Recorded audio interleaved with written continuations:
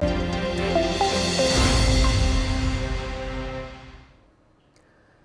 I'm Vaishali Kohli and you're watching NewsX. Now viewers, we have some breaking news coming in.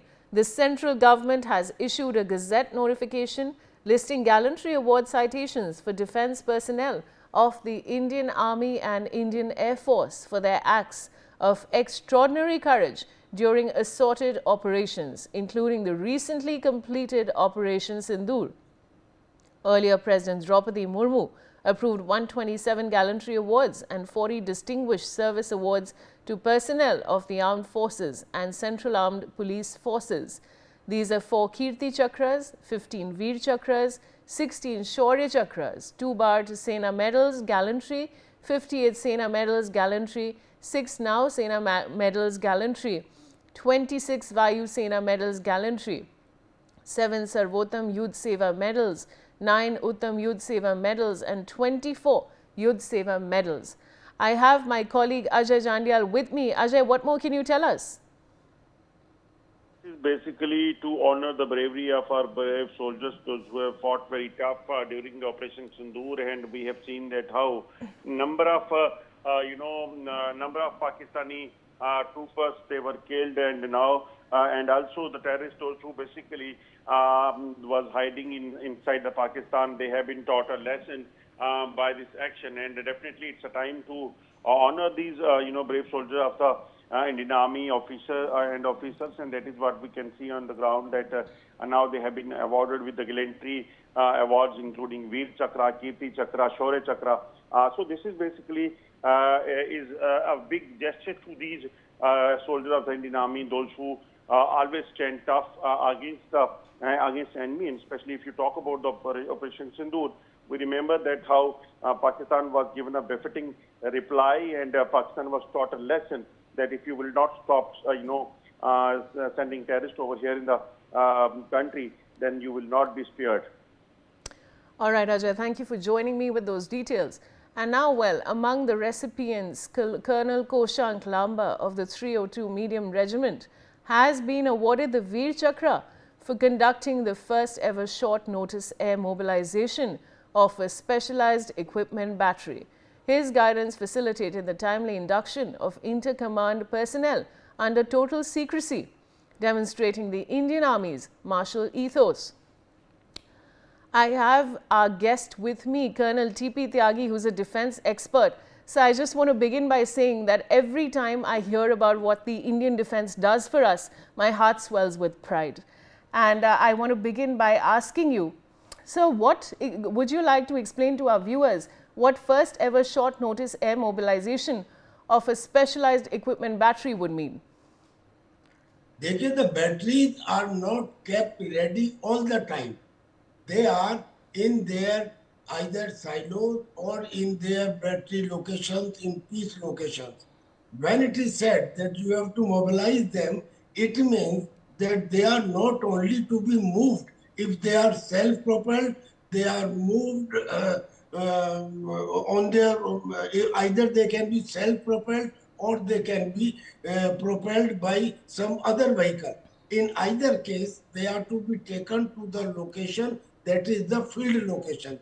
Once they are deployed over there, it requires some time before they become ready to shoot,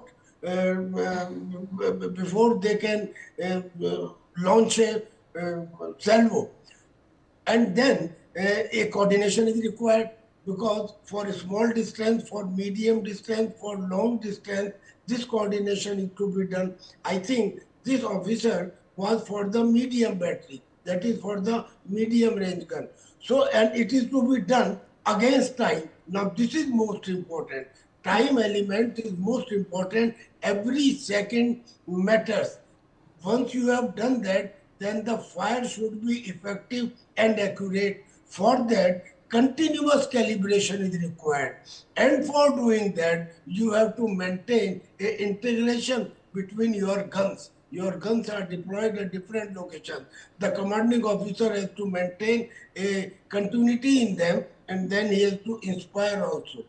I tell you, in war situation, what matters is not what you have been asked to do. What matters is doing something beyond the call of duty. If you have done only what you have been told and you have died in that operation, then you have become a simple shaheed. You are not given any recognition like Vir Chakra or Param Vir Chakra or Mahavir Chakra or Sena medal. That is given only when there are certain conditions. First is that you do something beyond the call of duty.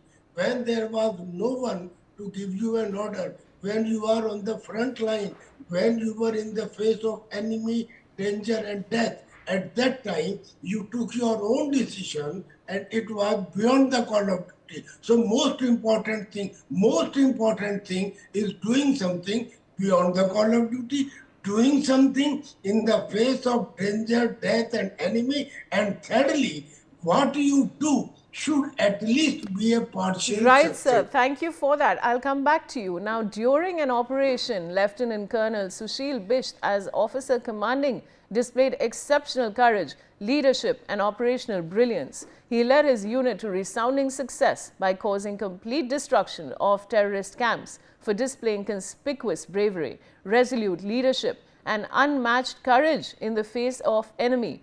Lieutenant Colonel Sushil Bisht is awarded Vir Chakra. I have my guest, Major General Sudhakarji, defense expert. Now, Major General, finally Gallantry citations have been announced. Your comments? Yeah, morning, Vaishali. Thank you for getting me for your morning show, and compliments to my very distinguished co-panelists. As regards the Gallantry Awards, all I would say is that well deserved and well executed. These are all very deserving cases, but there is a highlight. There is a distinction between the previous citations which have been given, awards of which have been awarded to the awardees in the past, and the citations which are basically depicting the performance and the discharge of the mandate during Operation Sindoor. Now, how does it stand out? It stands out by virtue of the content. If you read the citation, they are speaking of technology, precision, accuracy, devastation to the enemy objective, that is the target, no collateral damage. It may not be mentioned anyway, but you can make out that everything and beyond visual range.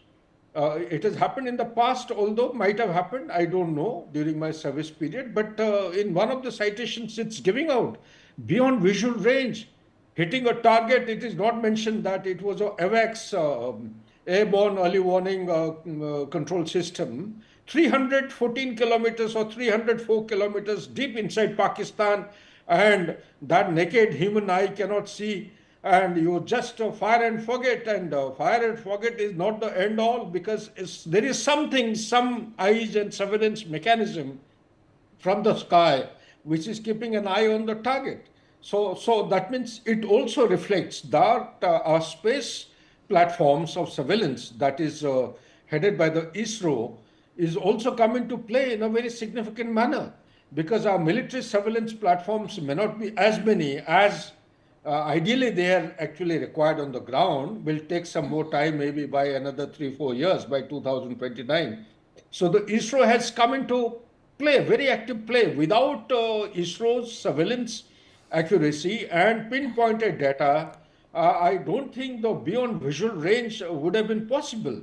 So there is a missile which has gone 300 kilometers inside. There are other missiles. You see people who have got decorations of, these are Gallantry Awards. These are very, very exceptional and beyond call of duty, like my co-panelist was trying to highlight, an exceptional discharge of mandate under trying circumstances. There is nobody to actually call for. It is he who uses his wits about, applies himself, comes out with the innovative, creative and practical solutions to address the targets which have been given. And one of the pilots which I saw... All right, sir, I'll just come back to you in a minute, but we're getting some